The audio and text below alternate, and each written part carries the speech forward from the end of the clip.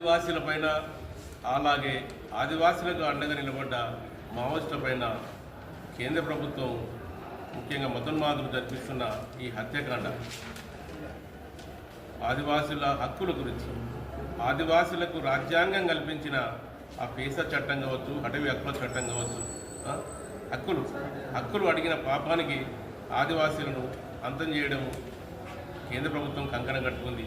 ఇది మార్చి 2026 వరకు కంప్లీట్గా మావోయిజాన్ని విప్లవాన్ని అణచివేస్తామని వాళ్ళు బహిరంగంగానే ప్రకటిస్తారు.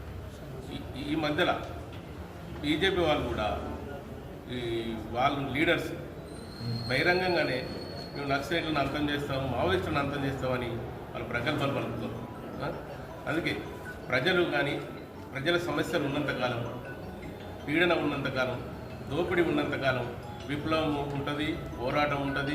ఈ హక్కులు ప్రజా సమస్యలు మీద ఉన్నంతకాలం నిరంతరం ఉద్యమాలు, పోరాటాలు వస్తూ ఉంటాయి.